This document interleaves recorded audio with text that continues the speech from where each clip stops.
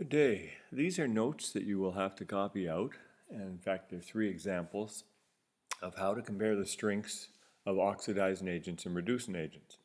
And ultimately what you're doing is you're building a mini table of reduction potentials. So it means you are looking carefully at each reaction that's given, and each reaction gives you one clue. And we'll get into what that means.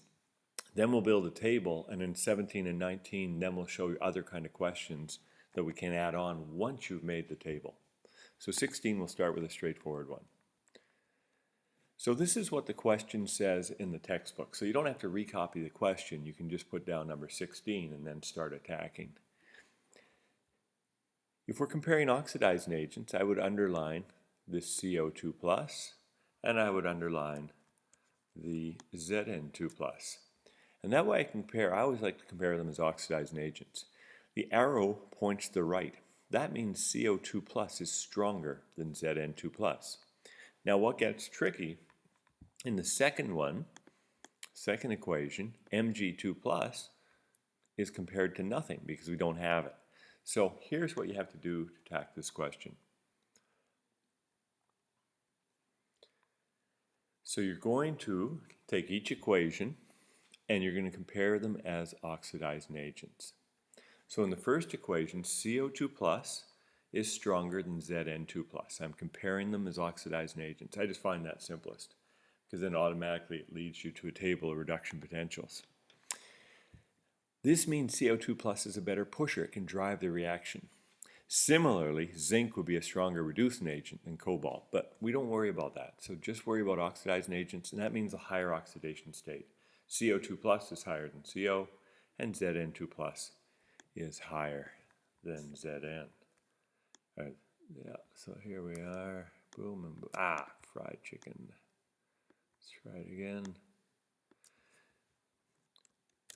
So underline our oxidizing agents, compare, goes to right, we know that's the case.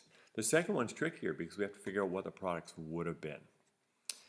And Mg2 plus would have come down to Mg, zinc would have been oxidized to Zn2 plus.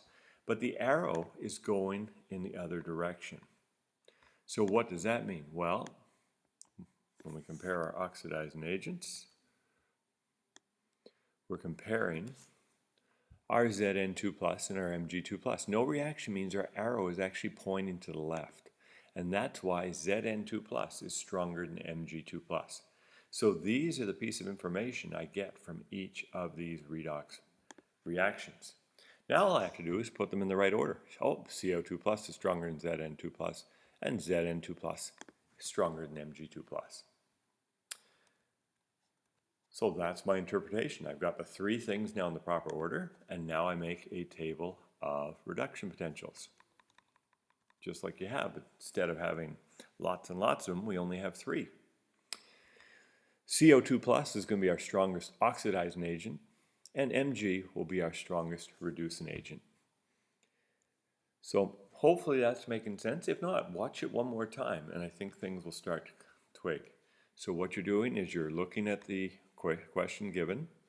Each question gives you information, but when it's no evidence of reaction, you got to figure out what the products were and compare them as oxidizing agents. It's the simplest way to do it. Ultimately, once you have them in the right order, you just put them in this order coming down. Make sure you're adding the right number of electrons to balance. Strongest oxidizing agent, always upper left. Strongest reducing agent, always lower right.